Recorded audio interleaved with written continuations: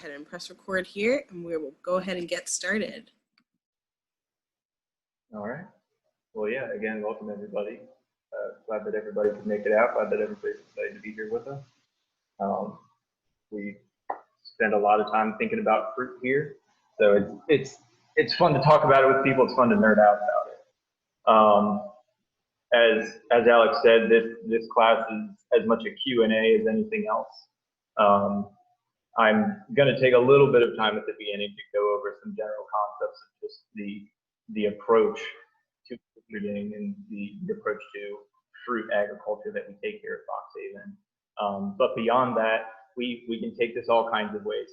If people have enough specific issues with their plants that they want to talk about, then we can jump from one to the next that way and kind of expand into the concepts from there, or I can just talk the whole time and we can talk about different kinds of fruits specifically, or we can talk about the different aspects of the fruit tree or bush or whatever ecosystem as a whole. So yeah, whatever people are inspired about, ask away. Again, even if it's specific issues of, I heard somebody talking about their pig, we can get into that later. But to start with, I'll talk about Fox Haven. We strive to do everything from an organic, a natural approach. I tend to use the buzzword holistic. We do holistic orcharding here. What does that mean for us? It basically means that we definitely want to do everything organically. We don't want to be applying any unnecessary compounds that are potentially going to be more harmful, especially in the long run, than they are beneficial to us. We'd rather work with what already exists in the natural ecosystem that we find here. And to that end, it is a recognition that the orchard is an ecosystem. We do plenty of weed pulling and pest control, but at the same time, we're not striving for a very regimented system with perfectly straight lines and the soil bleached beneath them. We're not looking for scorched earth to try and manage a clean apple orchard. It's very wild, and we study the natural ecosystem that exists, and we try to add to it to get different benefits out of it. But ultimately, we're kind of trying to make the ecosystem do as much of the work for us as possible. It's easier on the ecosystem as a whole that way, and we can still get really delicious fruit out of it. And there's plenty of arguments beyond that of you can get healthier fruit out of it. But we can get into that later. So when I look at our orchard, the orchard ecosystem, I'm spending as much time thinking underground as I am above ground, and that's as good a place to start as in paying attention to the underground soil ecosystem. And firstly, that it exists. Everybody, depending on how far you've read into it, you have some idea at least that the ground beneath our feet is not just inert rock. There is a lot of life going on, an incredible diversity of microscopic organisms, a large number of which are crucial to life on Earth. Particularly the true decomposers like the bacteria and the fungi that are breaking down all organic matter into smaller constituent parts, nutrients and chemicals that plants and other organisms can then take up, and that's how we can cycle everything through this amazing Earth system that we have. And so, as if that wasn't enough, we know that plants grow out of the ground. A healthy root system is essential to any plant. So it all starts there. There's a lot of research at this point you can find from a very easy, quick Google search, fortunately. But if you want to get into the research more, there's been some interesting work by the mycologist Paul Stamets. I'm not going to remember any names now. I'll remember them later, and we'll send that in another document. There's a lot of research out there, more and more recently, that gets into the interaction between fungi, bacteria, and the root systems of plants. So, go back couple hundred years ago, and there's basically the logic that plants have roots, and it seems like they're probably using them to hold themselves in place and pull things out of the ground. And so we get this simplistic idea that plants are using their roots in a straw-like effect to search throughout the ground, finding water, finding nutrients, finding minerals that they need to survive. The more and more we look into it, the more research there shows that not only are all plants of all kinds in symbiotic relationships with these microscopic organisms, these bacteria and fungi under the ground, because it benefits them. It can help. So I'm sorry. At first, these symbiotic relationships were found, and it was revealed that these plants will actually seek out these bacteria and fungi, form at the surface of the root a semi-permanent relationship where they're always in contact with them. And by that way, they could basically extend the system, the net they were casting with their roots. And they had other organisms now who were also working. They were other things that were pulling water and nutrients out of the ground. And now through chemical signaling, the plant can get some of those nutrients from these other organisms. And usually it's symbiotic, so usually there's a transaction for those things of usually some type of sugar. It can be lots of other things, different proteins, other biological compounds, but particularly it's sugar made from photosynthesis that ends up getting put down into the roots and then pumped out as a trade for resources from these other organisms under the ground.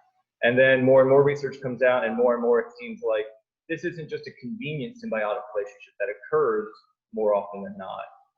This is a pretty permanent and essential connection. This is the way, this is the primary way that plants get their nutrition. They grow their roots out, they seek out, and will even pump out sugars and other, they secrete sugars and all kinds of substances basically to attract these organisms, these fungi, these bacteria, who will grow their way out to the roots. And then once a contact is formed, there can be all kinds of chemical conversation where basically the plant can say, you know what, I need more nitrogen. This fungus, go find more nitrogen. The fungus goes, right. And it goes out and it will seek out by secreting specialized digestive enzymes. It will seek out specific nutrients that it has gotten a query for from the tree. And it'll find that nitrogen, and it'll bring it back through its root-like system of hyphae, its mycelium, and it will pull those things out of the ground and bring it back to the root. And it'll give those things to the root, and it'll get some resources in return, some sugars, some proteins, and other things. And now, by this time, maybe the tree has different needs, and it'll send out a different chemical signal and say, right, now I need a bit more phosphorus, go find some more phosphorus. And so we're to the point now where well over 90% of every plant that you have or will ever see is in some kind of symbiotic relationship, particularly with fungi, but bacteria and fungi. And so this is now an essential aspect of plant health that we understand. And so I spend a lot of time studying our soil, and in particularly studying the life in the soil. And I'm particularly looking for a species of fungi known as mycorrhizal. That's a buzzword that I'm sure a lot of you have already heard. Mycorrhizal fungi are basically just types and species of fungi that have been classified as forming these symbiotic relationships with plants. So there are different visual cues that I can get. The easiest one, when there's a large enough amount of them, is that you can pull a plant out of the ground and its roots will be wrapped in these very tiny white tendrils that also look like roots themselves. But that is the strands of the mycelium of the fungus. That is the main body of a fungus, as opposed to the fruiting structure, the mushroom that you're more used to seeing. So anyway, through visual cues and a little microscope work, I can see what's in the soil, and I can just I can get an idea of, good, these beneficial organisms are here. Maybe there's not enough of them here, in which case, what can I do? Can I introduce them from a different location? Lots of times a really good way to do that is through compost. By making a really good compost, that has these beneficial fungi and bacteria in them, and then just introducing that compost to the tree that I'm trying to get more mycorrhizal relationships with.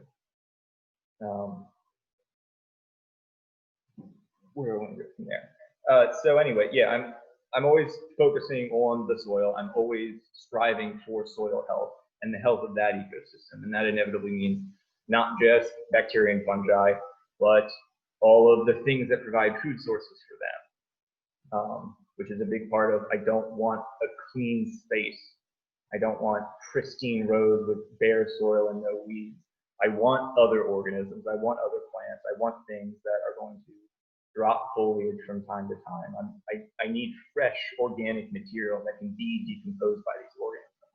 And so inevitably, I don't just get the beneficials. I get the whole host of things that come with a healthy soil, including the potential pests and predators of those beneficial microscopic organisms. And so as much as I'm paying attention to what's going on above the ground, I'm looking below the ground. And usually, I don't have to focus all that much on very specific nutrient deficiencies. And I think all of that comes from trying to work on having a healthy biology in the soil.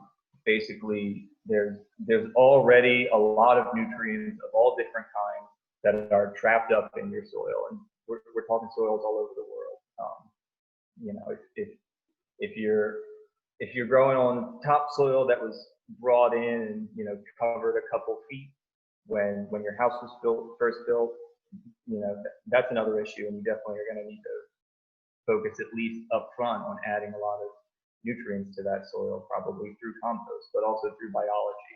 Anyway, the point is ultimately there's a lot of nutrients in the ground, but a lot of it is just caught up in physical forms that plants can't get onto. Basically anything, any chemical structure that is biological, the nutrients that are part of those chemicals are part of bonds that are so strong that the plant can't break them apart.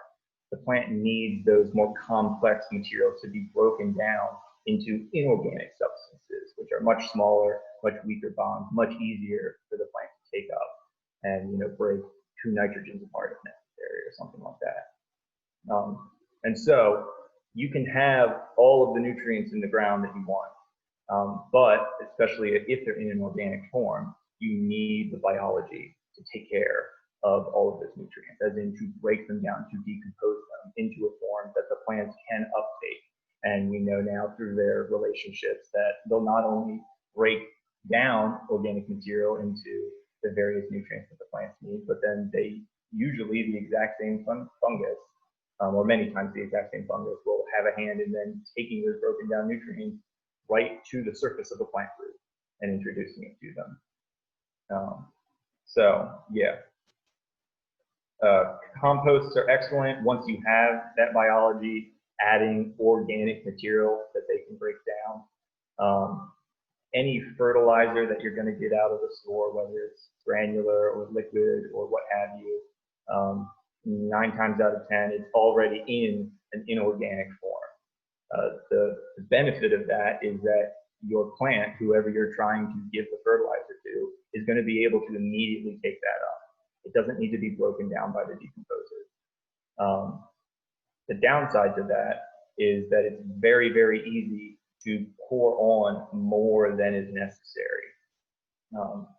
Even if you're trying to be frugal and only giving the plant a little bit at a time, because those materials are all, especially if you're putting it down in a liquid form, because those nutrients are already in an organic form, they're good to go. Basically, as that water travels and comes in contact with roots, those plants are immediately going to have an opportunity to get at those nutrients. But there's going to be a lot of those nutrients in that water that are going to continue to move. They're going to continue to percolate through the ground past your roots, and even past the network of fungi and bacteria that your roots may be connected to, and they're going to be lost. Whereas the organic matter, when you add nutrients to the soil in the form of organic matter, it's going to be a slower process of that material breaking down or having to be broken down before your plants can get access to it. but you're not going to lose any of it, because as long as it's in a more complicated structure, it's not going to get washed out, or it's not going to get like bleached by the sun. It's going to take that biology to piece by piece break it down, and piece by piece, as it's broken down, a lot of it is being redistributed to your plants pretty immediately. So nutrition doesn't get lost that way. It takes time, and you'll find like a lot of this, basically I'm trying to foster an ecosystem that can take care of itself, and that takes time. At the very least, it takes several seasons before you can really see the benefits of some of these strategies. But in the long run, it makes for a much more hardy and stable system. I put compost down as a benefit, as kind of like, it can't hurt.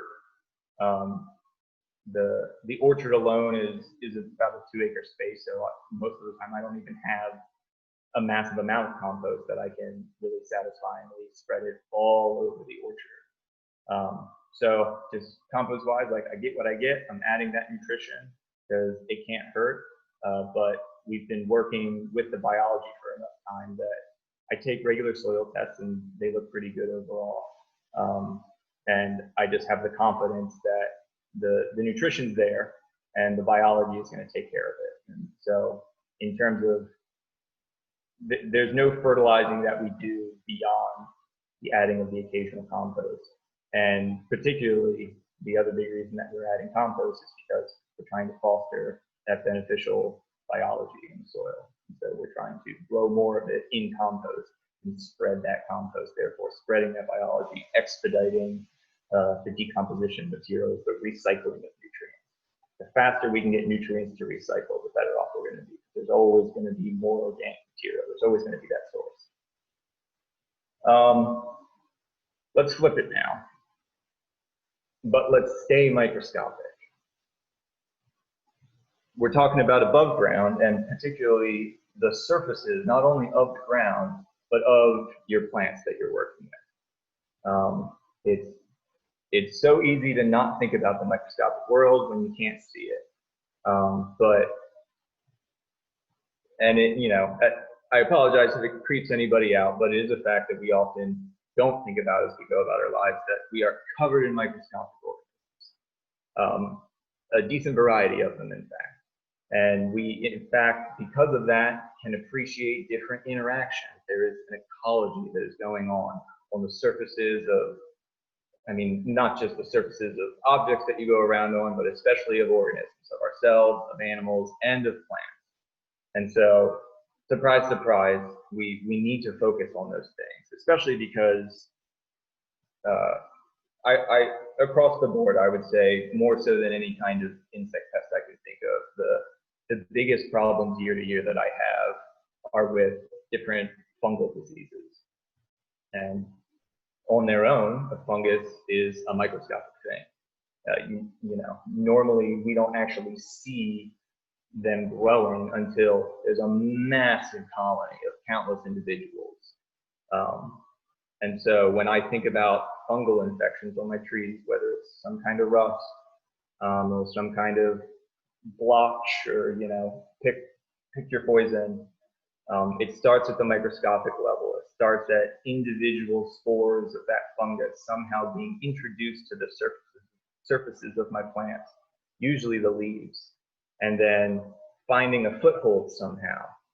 Usually this is specifically finding an infection site, a particular cell or area of the leaf that for one reason or another is more susceptible to infection. It's easier for the fungus to start growing and infecting the tissue. And so I look into that of how do these spores get a foothold in the first place, and what can I do to stop them before they even get there? Again, as much as possible, we're avoiding chemicals that are going to have a really extreme effect. There are worst case scenarios where I might consider using some type of organic fungicide, but even in the case of organic products, ultimately the goal of the product, if it's a fungicide, the point of it is to kill fungi. And I there are very few cases I've seen of a chemical herbicide, fungicide, pesticide that isn't pretty broad spectrum. It's really, really challenging to create a product that will only kill the one pest species that you're trying to deal with. So it's pretty inevitable, even if we're using, a less toxic product, some type of organic fungicide to deal with rust in the orchard, say. There's also inevitably a lot of beneficial fungi that we're going to kill. And I'd rather work with a diversity, including some pests, but also some beneficials, than the constant futile battle of trying to use asides to completely wipe out the biology and then just hope that only the beneficial biology will come back, or know that the pest is just going to keep coming back again and again, and I'm going to have to continue to poison everything to get rid of them. I'd rather try and imitate a natural system, which has a lot of complexity, a lot of checks and balances, not only with predators and prey, but just competition for different resources and different niches. And basically, through the diversity that comes from a healthy ecosystem, I can try and outcompete the pests so that I don't have to deal with them in the first place. I don't have to worry about there's so many of them, I have to think about eradicating them. And also, it comes from an acceptance that I'm not even trying to eradicate anything. I have seen people use absurd amounts of poison in an attempt to eradicate something, only for it to either just never work. It may significantly knock them back, but then over the years you start to get some kind of wave pattern of there are really good periods if you're constantly poisoning everything, and then through the resiliency of the organism and or the power of shifting genetics as you're killing back their population and creating an immunity to a certain pesticide. You can have really good years where there aren't a lot of pests, and you can have really bad years a couple years later using the same product. So rather than trying to use a poison to, get rid of everything or get rid of the vast majority of things and try and keep the system clean or reboot the biology over and over again, I'd rather let that biology grow and mature, work towards as much of a diversity as possible to create a resilient ecosystem. Hey, Taylor, we have a couple of questions. Go for it. Anthony asks, how do you apply compost to trees, from the trunk to the drip line or between the rows? So the way we do it here, our trees are more spread out. Most of our trees are going to get to a full size, and what I would call, I'm going to keep them around 20 feet tall, hopefully. Some of them will be a little smaller than that. Some of them will try and get taller than that. We'll try and keep them down. But anyway, so they're smaller now, but they're much more spread out than you would see in larger commercial orchards.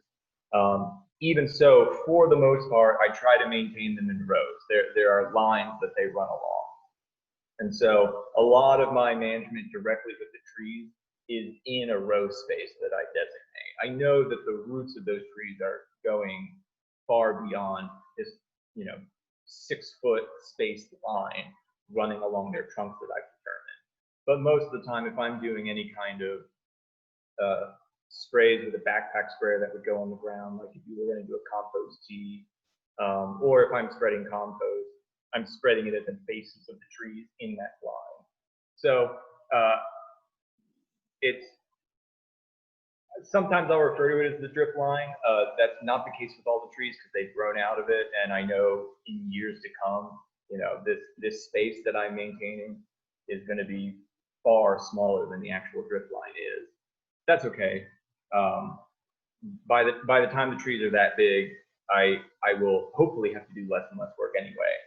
So right now I have it's approximately a 6-foot wide space that I maintain. That's where all the wood chips go. That's where the compost goes. Normally I'm trying to mix compost in with wood chips that I'm throwing down anyway.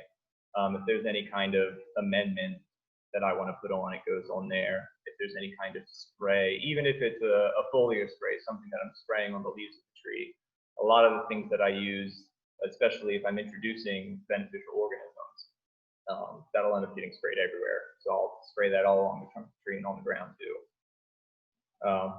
Yeah. I will David has also, a similar question. Um, how does one amend the soil once trees are planted and the roots are beginning to spread?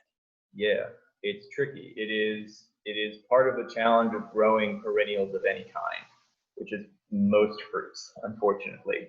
Um, but that is also part of what helps with my more wild mentality of I'm making an ecosystem is that I can't manage the space same as a veggie garden, the same as you would do annuals. I can't create beds that will get everything will get pulled out and get turned in the next year, and you can kind of maintain the row and keep it clean that way.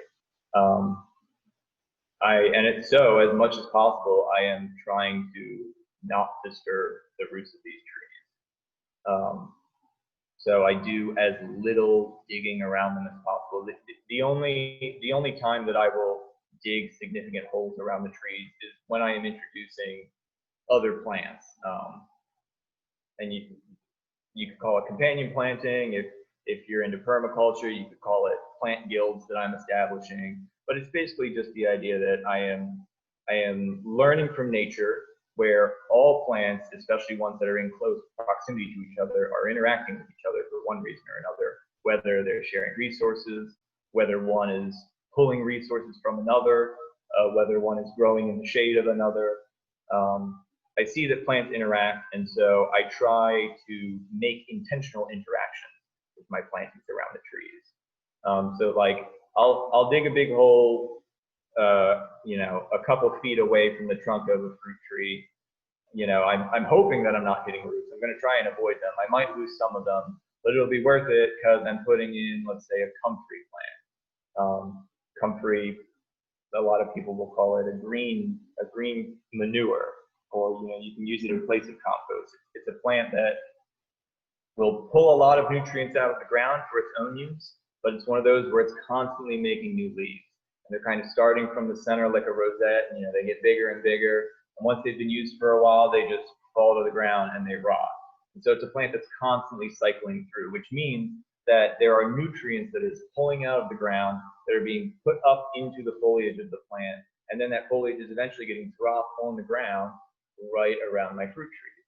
And so suddenly there are nutrients that there are minerals and other vitamins in the ground that my plant didn't get to or couldn't get to potentially that this plant did, and now they've been deposited as organic matter on the soil surface. And then I can rely on that biology to come in, break that material down. And because a lot of that biology is already in a relationship with my fruit tree, it will get it. That was kind of a tangent there, but yes, there's a lot to say about creating these more permanent systems, these perennial systems, because there are realities. Like if you're working with perennial trees and shrubs, you can't just dig them up all the time, and you can't be constantly damaging the root system. That's a really good way to kill them. So you have to find ways to work around them. And especially with trees, as they get bigger and you can imagine their root system spreading out further and further, you want to be conscious of, well, how many feet am I away from the tree? Do I want to mess with this space at all? I am definitely trying to get rid of grass more and more. There are plenty of places in the orchard that are just essentially lawn, and grass is just really good at competing with tree roots. So to make it easier on my trees, I'm trying to, basically you can think of it, talking about the orchard ecosystem, we're talking about trees, what would be a tree ecosystem? It would be a forest of some kind. So really the fact that the original space that this orchard was an open field, we'll say equivalent to a field or a grassland of some kind. The dominant species is grass. You don't see a lot of trees. So the grass has very little to compete with in that sense.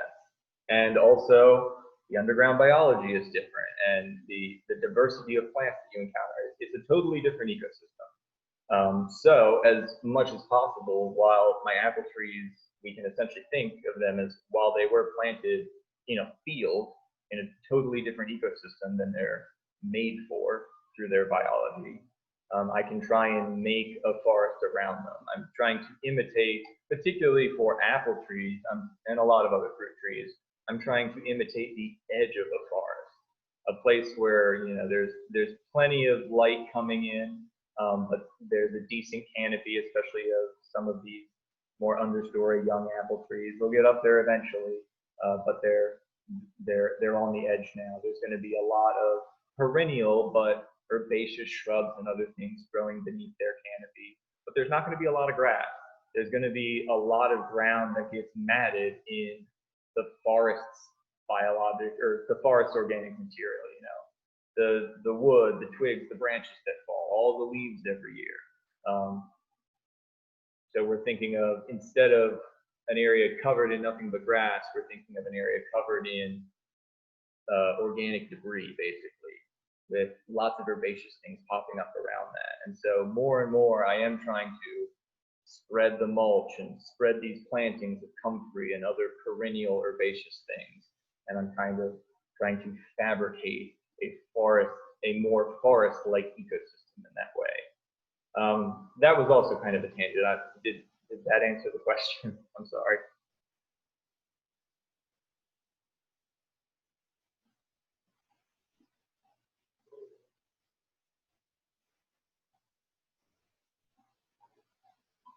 If so, we can move on, Alex.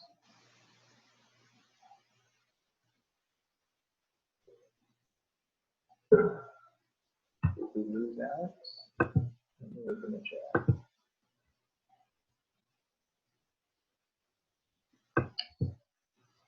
Not sure where Alex is, so we'll keep going. I'm never confused. Back to the compost tea. Is that preferred versus spreading compost near the tree? It depends on what you got. I'm more likely to turn it into a compost tea if I'm incorporating the biology, just because it's a more streamlined way to introduce it. Those organisms need water, especially if they're brand new ones.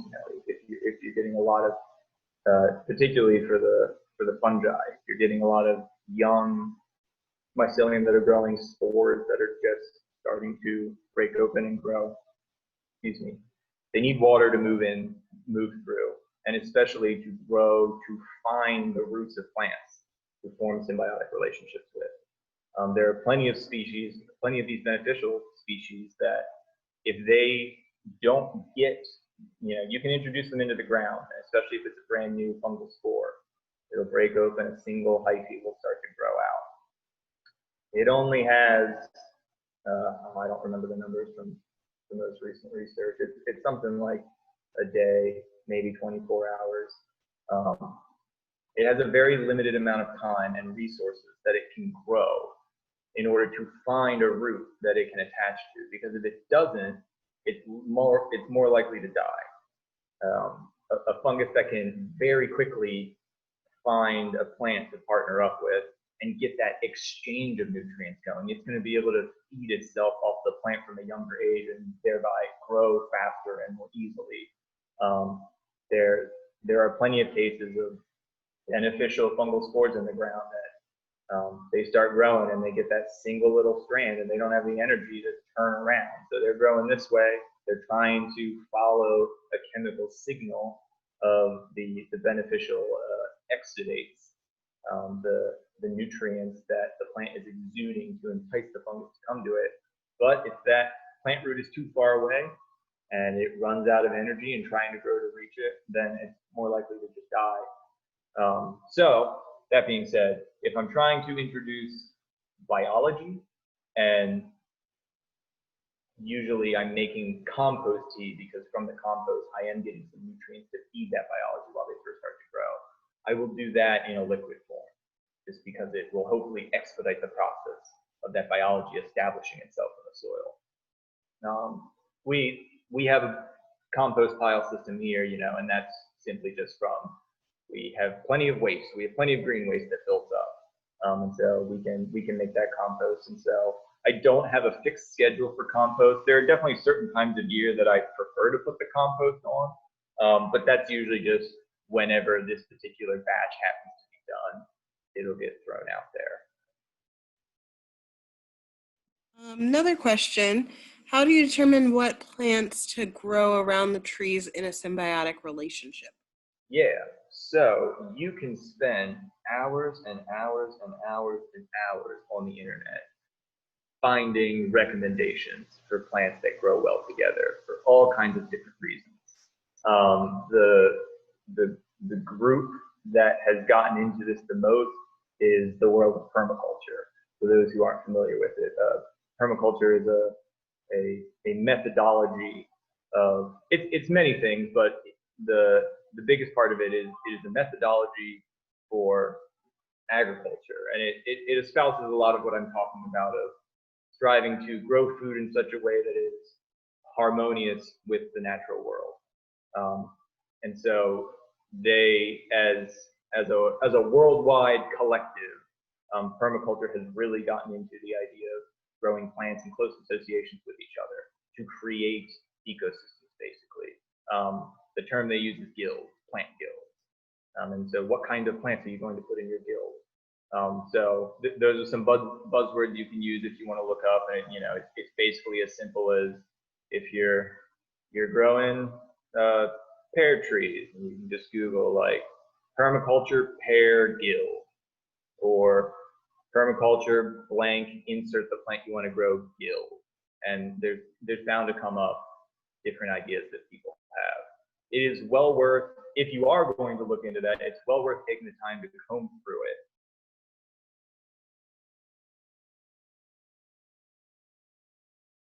Practice.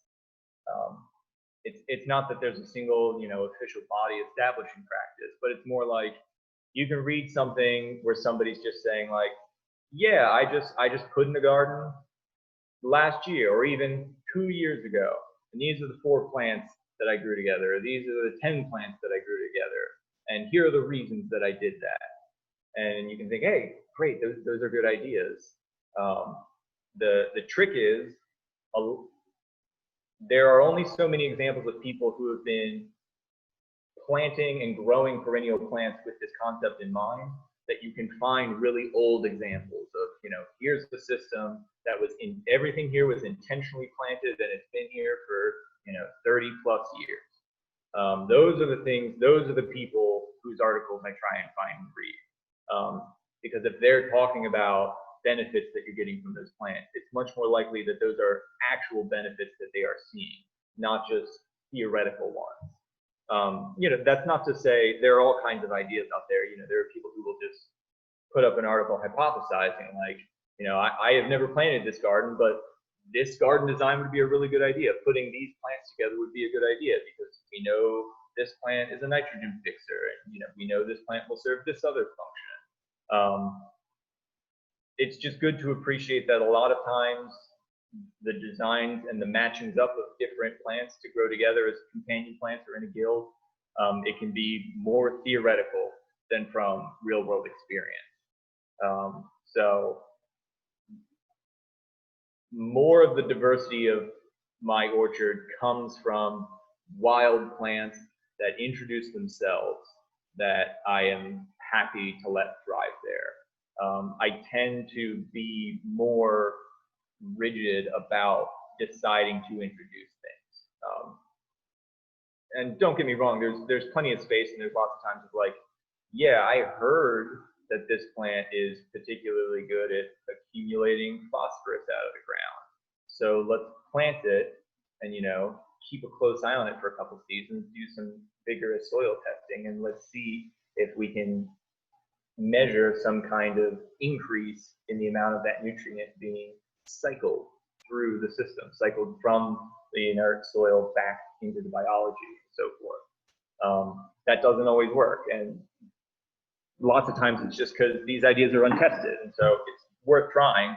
But I'm more hesitant to bring something into the orchard as a companion plant in any way and try and plant it in mass.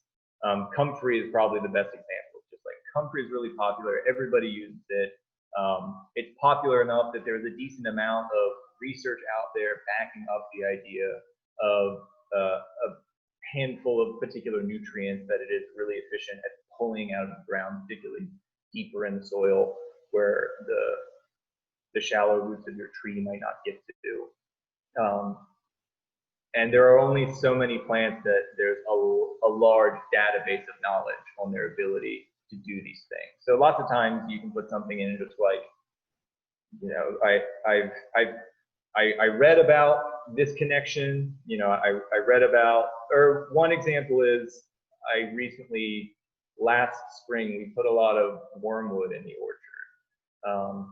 A big part of it was just because my coworker, Lacey Walker, who runs the herbal CSA here at Fox Haven, for her CSA, she was growing wormwood, and she'd been growing it from seed, and she had multiple trays of little seedlings left over.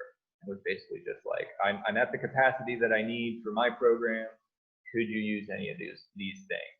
And you know, that was just an opportunity of, got all this wormwood, what can we do with it? Sure. So do some research, and there's a handful of people out there, and again, particularly some people I found that I admire and I respect their work, and they've been doing it long enough that I think they know what they're talking about,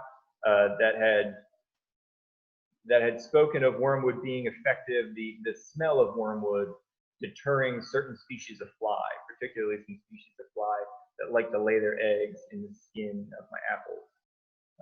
So that was just kind of an opportunity of like, I've heard that. I haven't seen, you know, as far as I know, there's no peer-reviewed research on the effectiveness of using wormwood to deter flies. But there was a lot of wormwood, there was an opportunity, and so sure, a lot of the trees in the orchard now have a single wormwood plant growing right around their drip line in the hopes that that scent is perfuming up. I have yet to come up with a really effective way to gauge the efficacy of that. If I do, I'll let you know. So for me, it is a lot of research in trying to figure out what plants work together and why. And if there isn't a lot of research, it's trying to figure out, well, is it not a large investment for me to introduce this plant? You know, like the wormwood, is there an opportunity to get a lot of it for free, or is it something that I can really easily propagate? If it's really expensive and I don't have a lot of information backing it up, it's not really worth my time and energy to see if it'll work for the most part. So I do a lot of research, and I try and stick with the things that I know I already know will have an effect. And those are the things that I definitely write up Rockwool plant in mass. And then again, there's lots of associations that were just wild things that introduced themselves, and I didn't try and pull it out. And it was only 2 years later that I realized, like, hey, you know, that one pest that I deal with every year, it really seems to like that one plant. Like, it seems to like eating that plant more than the leaves of the apple trees. So fantastic, I'm glad it's here. And that's an association that I have in personal experience now. And you know, so now even if I'm not intentionally planting that species, anytime I see it, I'm like, good, I'm glad that it's here. Let's cultivate it, let's foster it. So there's all kinds of places. You can do a lot of research, you can talk to a lot of people, everybody's got an opinion, but everything is always going to come back to observation. Spend as much time as you can in your orchard, in your place, in your backyard, whatever it is. Look at what's there. Look at how things are already interacting, and think about, are there pre-existing interactions that we could potentially take advantage of before we put a lot of effort into buying something new and introducing it, or you know, creating whatever kind of management plan. I have another question here. Dave asks, can you tell us about what specific pests and diseases you've encountered at Foxhaven? Yeah, a lot of the most common ones are ones that will be familiar to most people, probably. Right now, we're at the tail end of the Japanese beetle season for us. It's a short but miserable window. I say short of, like, you know, it's only you know, a month and a half long, but you know, it's an endless onslaught of beetles in that period of time. If I didn't do anything, they would completely defoliate all of my apple trees.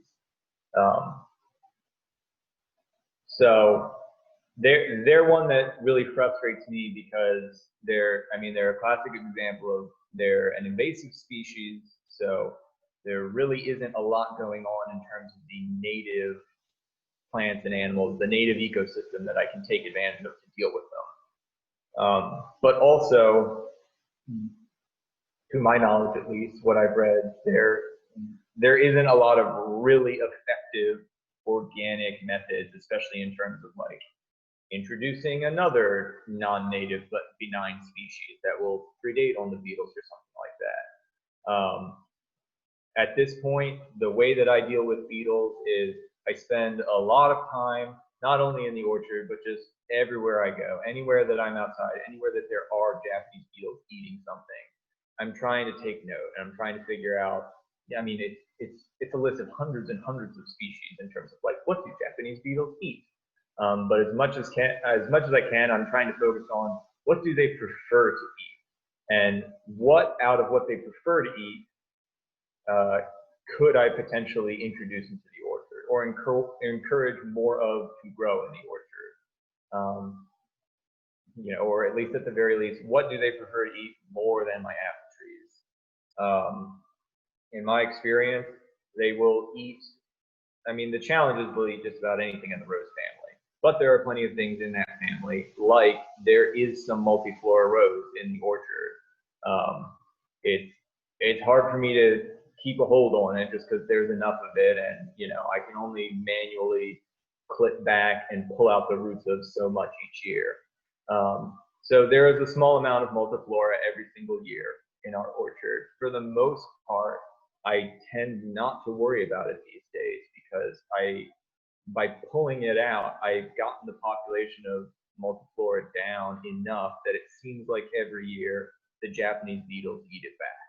And eat it back to the point where it doesn't spread like wildfire like it very easily can. So that's been an interesting seesaw I'm trying to balance of, multiflora can get out of control, and I don't want it to, so I'm really trying to keep a close eye on it, but at the same time, at this point, I'm kind of letting it be because it seems like it takes some of the pressure of the beetles off of my apple trees.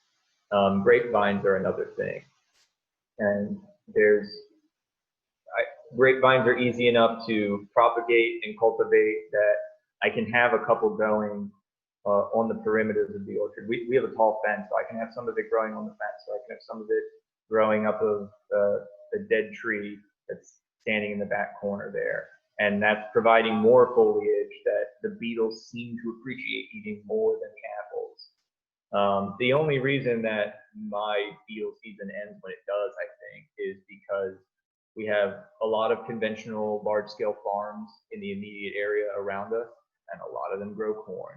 And in my experience, there's nothing that those beetles love more than the silks, the fresh silks of corn, as the cobs are growing out. And so I tend to find like right around the time that the corn's getting tall enough and the cobs are forming and the silks are starting to come out, then there, on a graph, the population of beetles in my orchard would just plummet overnight because now they're out in the corn and they're pretty much going to stay out there. That being said, I don't have a very effective way. I don't have a really solid treatment to deal with them. So I have to do a lot of little by trying to, find all these other species to introduce. I put out the lures, the floral and mating lures, and instead of the bags, just trying to find something that I can use perennially. I found a company that puts out, it's the bag, but the whole thing is hard plastic. And instead of a bag, it's basically a piece of plastic that accordions to open up. And it screws on and it screws off. So I can constantly empty them out and screw it back on. But so yeah, basically during that heavy period of beetles, I am at some point every other day, I am going out and emptying these full traps. And I'm just going around with a 5-gallon bucket with some water and some soap, and I'm basically shaking it around to drown them as quickly as I can. And it's as humane a strategy as I've got right now. And it's labor intensive, but it definitely helps. Again, if I didn't do it, they would just wipe out the trees. So Japanese beetles are a big one. There is a particular species of weevil, the curculio, Curculio, curculio weevils, particularly the plum curculio, and it will in the young maturing apples, which I'm sorry, I guess I hadn't made that point yet. Our orchard is predominantly apples. We've got about 20 mature chestnut trees. We've got about 24 cherry trees of different kinds, and we've got about 85 different apple trees, 44, 45 different varieties. So we're striving for diversity, and there's a handful of other things. I've got some pears in there. I've got a handful of mulberries, etc. But for the most part, it's an apple orchard. And one of the biggest pests I have with them is this plum curculio.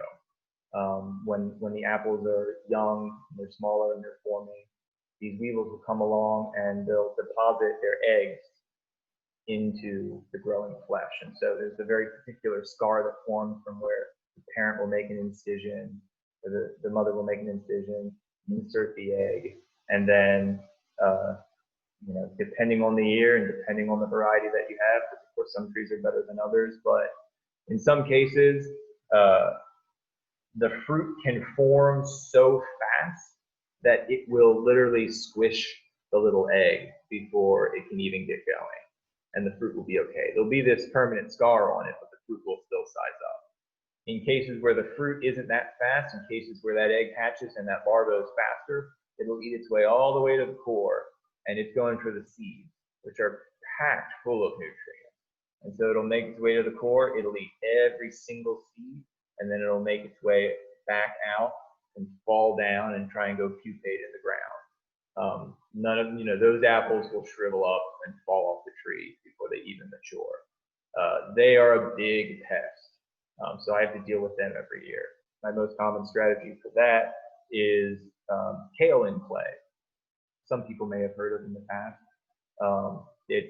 It's clay that has been, it's a particular type of clay that has been refined with machinery to the tiniest little granules. It's a powder when you pick it up.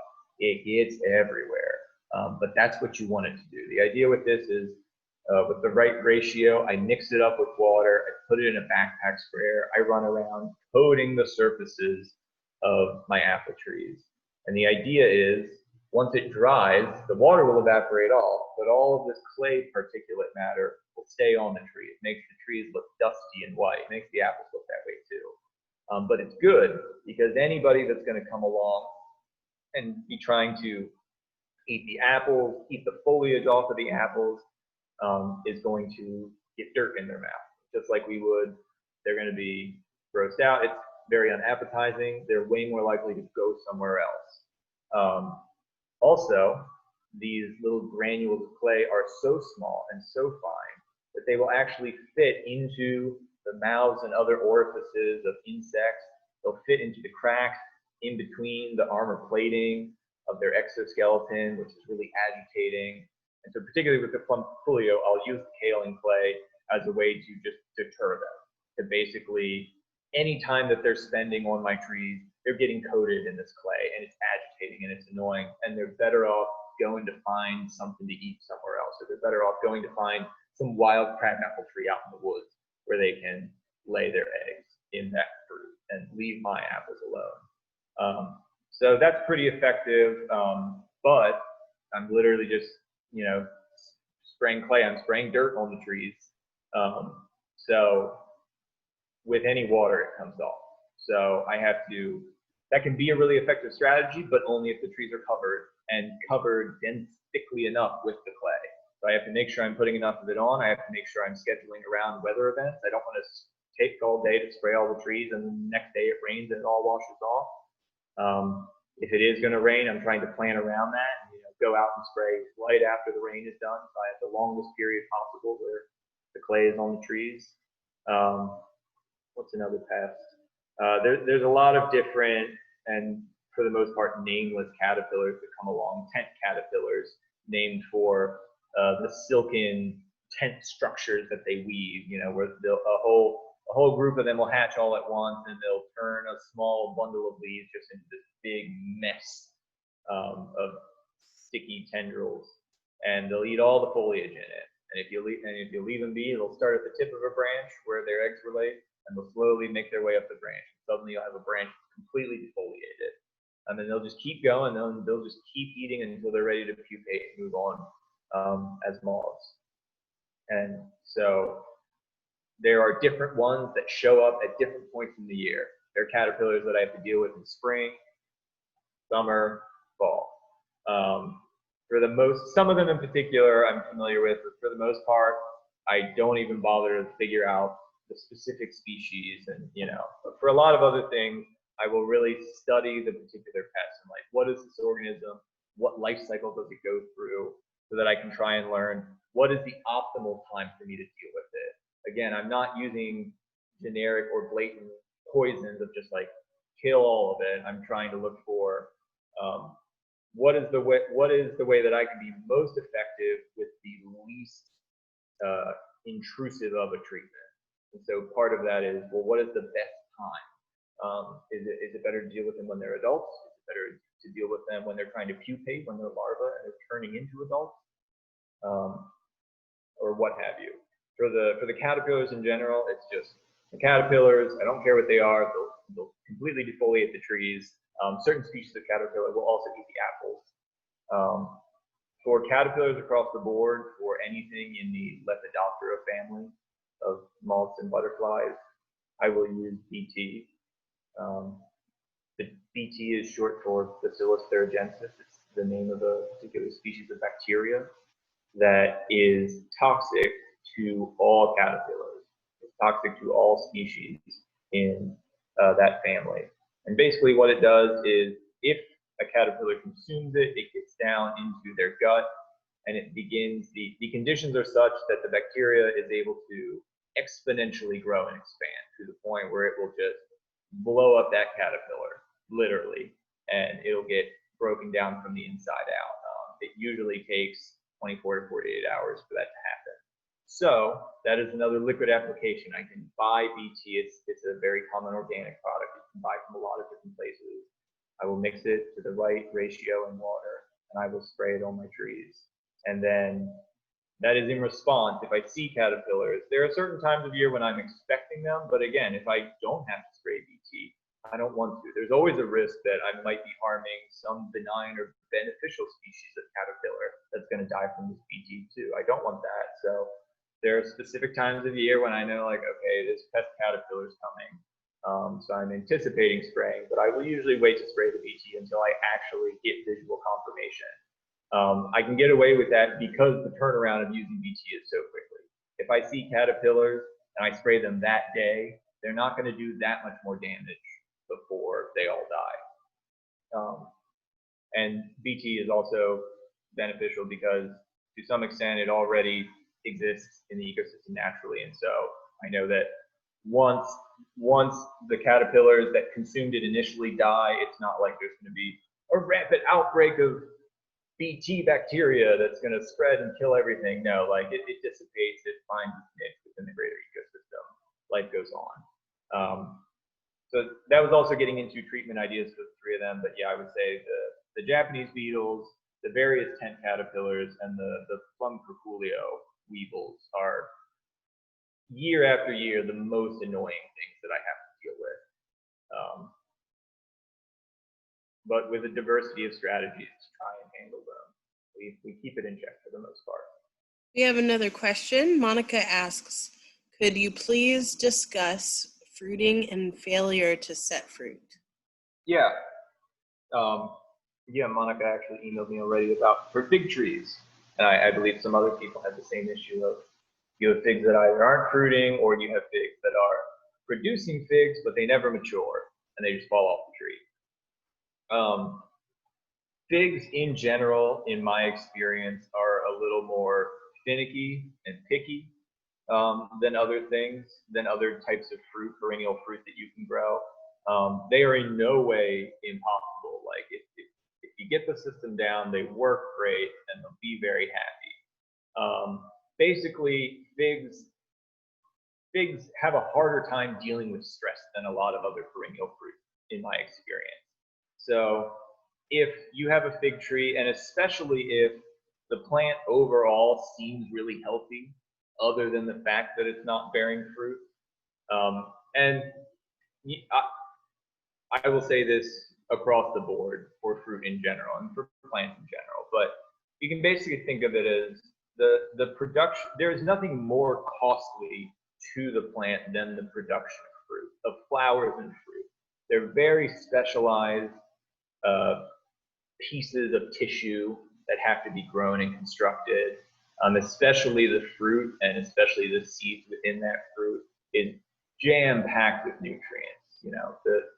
This is the parent plant giving its offspring as much of a chance as they can by giving them as much nutrition to start off their life with as they can.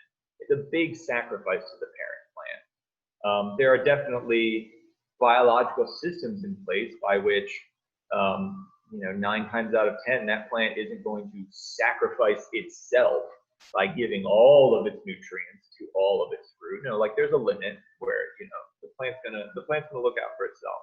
And in fact, there seems to be some deep genetic awareness of the idea that better to live and breed another day. That if the parent plant survives, that is a greater likelihood that they'll be able to continue to spread their genes through offspring in the future. So if a plant is in the process of producing fruit, or let's say it was about to produce fruit, if it gets any kind of significant pressure on it, especially pressure for water or nutrients, the plant is likely to choose itself over the fruit. And it's either going to just not fruit at all that year, or it's going to terminate the production of the fruit it had already started. And so bringing it back to figs directly, that is the most common issue that I see with figs is they will get water stress, or they will get a particular nutrient deficiency, and the first thing they do is sacrifice fruit.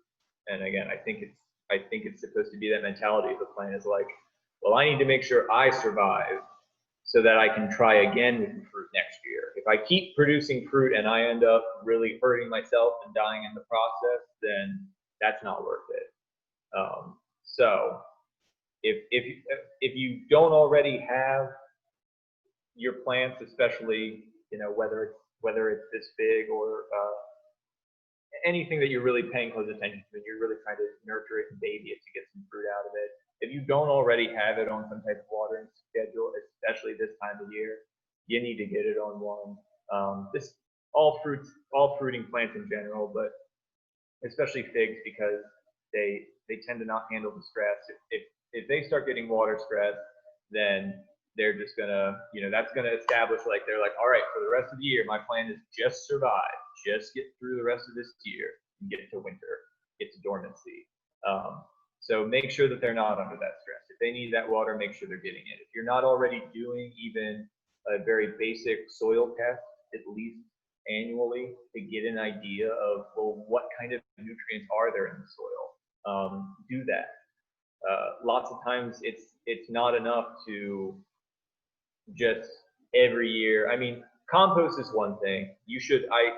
In my opinion, you should also be testing your compost if possible, so that you have an idea of the nutrients in your compost that you're putting out to make sure you're making good compost.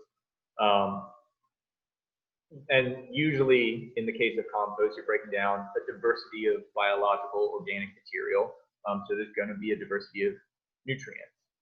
Most of the time, if you're buying any kind of fertilizer, any kind of nutrient that you're going to give to your plants, it's very basic and it's very generic. NPK. Any gardener knows to look, what is the NPK ratio? And don't get me wrong, nitrogen, phosphorus, potassium are essential nutrients to plants, but they're not the only ones. Depending on who you talk to, depending on what system people are using, between 12 and 22 of the compounds on the periodic table are essential to plant health. And that's including all kinds of micronutrients, different minerals and things that the plants, they only need them in very trace amounts, but they need them. So, if you have a plant and it's not producing fruit at all, or like very sad fruit that never really comes to fruition, and you're thinking like, I don't understand. I give it a fertilizer every year. Well, what's actually in that fertilizer? Is it just nitrogen, phosphorus, and potassium? Because if so, there's a lot of other things. You know, your plant could have plenty of those, but if it doesn't have any calcium, your plant's really going to suffer. So it's well worth, again, if you're not already observing these things, if you're not looking at the nutrients and the water that's available to your plant, start doing that and start getting an idea of how is it doing now? Is it stressed? If it is stressed, how can I amend that? How can I get it out of its stress conditions as soon as possible? We're working with perennials. We're playing the long game, so you got to appreciate that if there is a problem like that, depending on the time of year you catch it, there might be nothing that you can do about it this year. It might be something of like, okay, I'm going to start fixing this problem now as part of the promise for fruit next season. Again, a lot of that I was trying to be specific to figs because I know that particular question was raised. In general, what I've said applies to any food that you're trying to grow and plant. However, there are also it's well worth studying up on the specific plant that you're trying to grow because there's plenty of diversity. There are a lot of varieties of apples that will only produce fruit every other year or every couple of years. And it's just like it's hardwired into them such that it doesn't matter the conditions. It could be ideal conditions, and you could be putting a ton of effort into making sure they have the full spectrum of nutrients that they need, and it doesn't matter. It's only going to produce apples every other year. So like if you had an apple tree, for example, and you're not getting fruit out of it every single year, look into the particulars of your environment, the soil there, and your tree. What type of tree is it? Is it one where it should, if it's healthy, be producing every single year? If not, maybe you don't have to worry about it. If it is, then you can start looking into, okay, well, let me look at a soil test. What nutrients is my plant getting? Based on my observations, I know how much rain we're getting. I know how long it's been since it rained. Maybe I need to get a hose out here if I don't already have some kind of irrigation system. There are plenty of other ways that plants can get stressed. The two most common I see in general, but particularly with figs, is it getting enough water, and not just enough water, but consistently enough. Most often, or lots of times when I see people having issues with their plants where it's not healthy and it seems to have to do something with the water, but they feel like it's getting water on a regular schedule. That schedule might not be enough.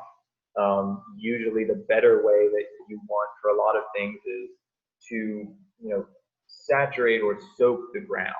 You don't want to flood your plant out, but you would rather the ground be saturated enough that for the longest period of time there's going to be water in the soil that they can use instead of like watering it a little bit every single day. And then that basically just guarantees that every single day you have to go out there and water it. If you have a system, some people like to use those gator bags or something like that, where you have a big balloon of water basically sitting at the trunk of your tree and it's slowly dripping out water. If you have a setup where your trees or whatever you're growing is close enough to a water source and you can get some irrigation going, great, do that. Drip lines are an excellent way to go if you're growing Kingston Rose. The drip line is a special hose or tube that has very tiny little holes precisely pricked into it, such that you run water through it, and instead of it spraying out like a busted hose, it very precisely drips out a little bit at a time. So that's a good kind of passive system, like just run that drip line right at the base of your trees and turn that hose on, and you can time it of like, I'll leave it on for the next X number of hours and let that water slowly soak into the ground. If you're just going out there with a hose and you're just trying to like blast the surface of the soil every time you water your plant, in order for it to take the time for that water to get down into the soil to really soak in, instead of it all hitting the ground and rolling off and cooling up somewhere else away from your plant. It's going to take a significant amount of time. It's going to take way more time than you want to be standing there holding a hose. So you're better off getting a sprinkler going, getting some drip tape going, getting some way to slowly but consistently deliver water to your plants. And I will say now, for anybody that has very specific issues of like, here's my plant, here's a picture of it, what is wrong with it? I'm happy to get into those after this class as well. If people want to send me an email with information, I'm happy to respond to those and talk to you and try to work it out as best we can via email. That's just to say, if anybody that I don't address talking in the class tonight, feel free to reach out to me later on.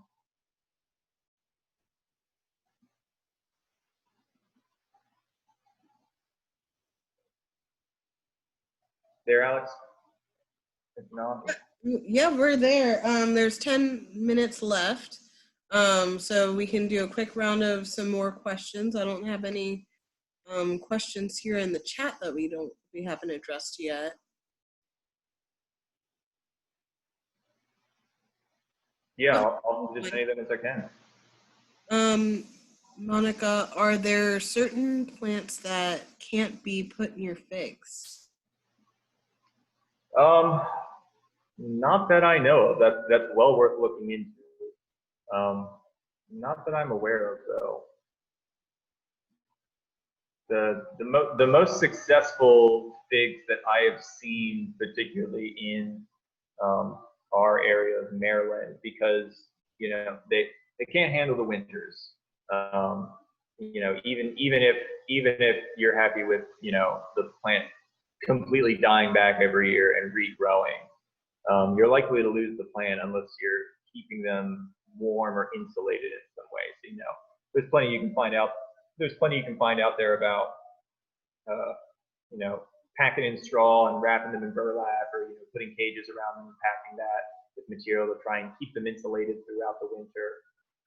So whether it's in an area where you can do that, or I've seen people do things really well against like a very sunny, particularly the southern facing side of a building, where even throughout the winter there's going to be a lot of reflected light and heat collected, and so that space in general, there's a little microclimate there where it's going to be at least several degrees warmer there at all times than it is further out in the field. So what I mean by that is, I don't know about particular species of plants that don't grow well around figs or that would harm figs, other than just considerations of, if it's something really big that's going to shade out your fig, don't plant it near it, because figs need that full sun. But in general, people who I have seen really successfully perennially keep large fig plants, it tends to be close to the house in some way, whether it's growing right up against the house or it's right out the door, where they can manage it actively throughout the year. And I guess because of that, more often than not, I see them kind of isolated. I don't see them like a perennial tree, like an apple, where people can point and their fruit tree is out there in the jungle with all these other herbaceous things growing up around them, and it takes you a minute to actually pull the apple tree out of the mix with your vision. I don't tend to see figs growing out of a wild space like that. I tend to see them kind of isolated. If there are plants, they're kept a distance away so that you can get all around the fig and maintain it properly. But again, well worth doing some research, and let me know if you find anything in particular about plants that are harmful to figs in any way. Anthony asks, isn't there some point where the fig is old enough so it doesn't need to be winterized? Last year I tied down the branches and covered with bags of leaves, but as the tree gets bigger, this method will be more difficult to do. Well, definitely figs can get monstrous, and so to whatever scale is reasonable for you, definitely take some time to decide what shape and size max do I want this thing to get, and prune accordingly. because, if you don't, it will get massive. But more specifically to your question, in my experience, it really depends on the variety. There are a lot of varieties of figs that just don't really do well here at all. They're too susceptible to the freezing conditions of our winters, in particular the length of our winters, not just how cold they get. And they just never make it through unless you're keeping them in a greenhouse setting, something that you can really manage the space.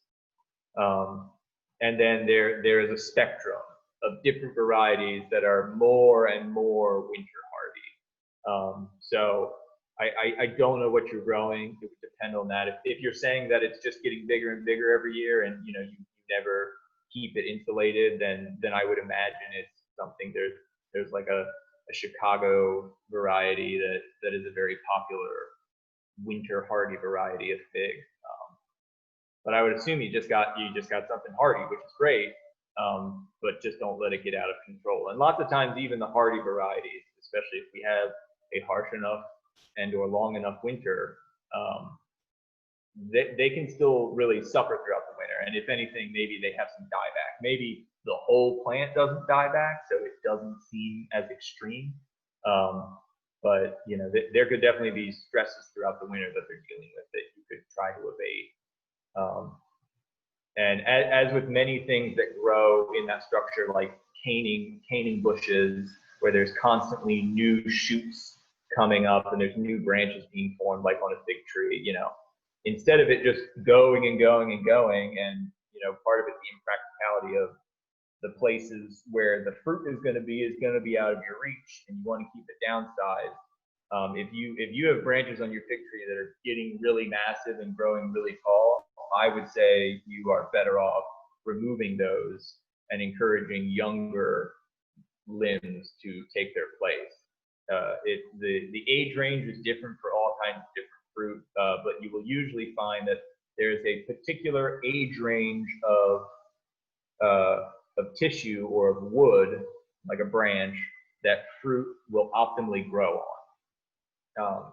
There are ones like apples and pears where just like for X number of years, it will not produce fruit. You have to wait for at least 2 or 3 year old growth until there's even a possibility that it'll produce fruit. Then there's things like peaches, peaches will only produce fruit on tissue of that year's growth. And so they're constantly, starting over in that way. And honestly, off the top of my head, we don't have figs here, so I don't work with them consistently enough to be confident about what is the age range, the ideal size of branch, the ideal age of branch for fruit production. But I know that number is out there. I would encourage you to look for that. And if you have a lot of branches that are much older than the recommended range, get them out of there and encourage that younger growth, and hopefully you'll get more productivity out of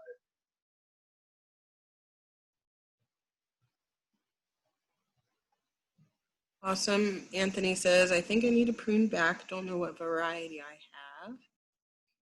Any other remaining questions? We have about 5 minutes left. And as Taylor mentioned, if you do have something more specific, he's willing to stick around if you want to chat with him. But we do have some time here if you have something you'd like to bring up with the group.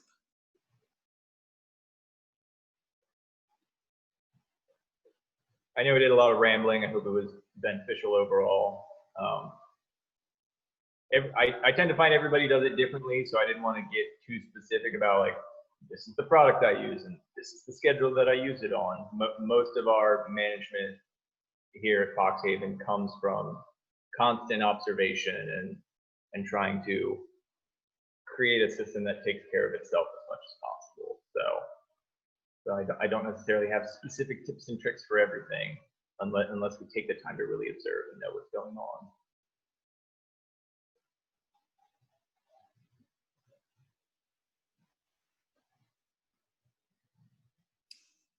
Okay.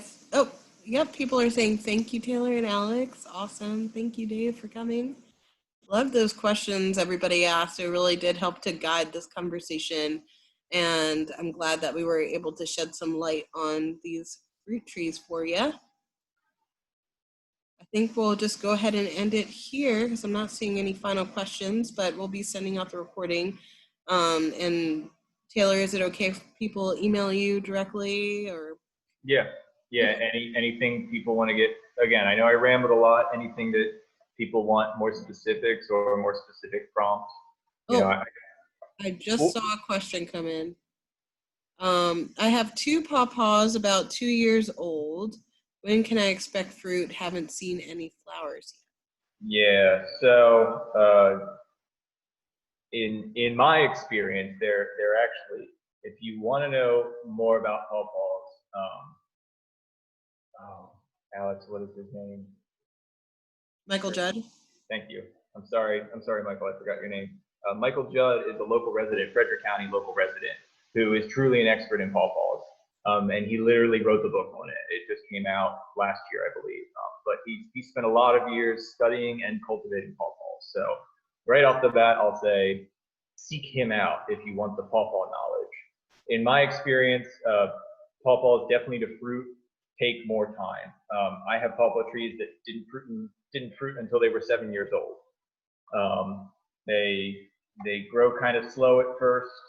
I've germinated them from seed, and right from the get-go, they take way longer than you think they're going to germinate. And then the first couple of years, they're really a tree where it seems like they're really focusing on that root system for years and years. And then once they have a really nice established system, they can really spring up and take on some height and some size. But yeah, it takes time. So don't be deterred. Keep them healthy. Keep them growing. They'll get there. And we'll segue that into the ending by saying there can be a lot of frustration with growing fruit because it tends to come from perennials and it tends to take years. It's a real investment especially if you're starting from scratch, grow healthy fruit plants, trees or shrubs or otherwise.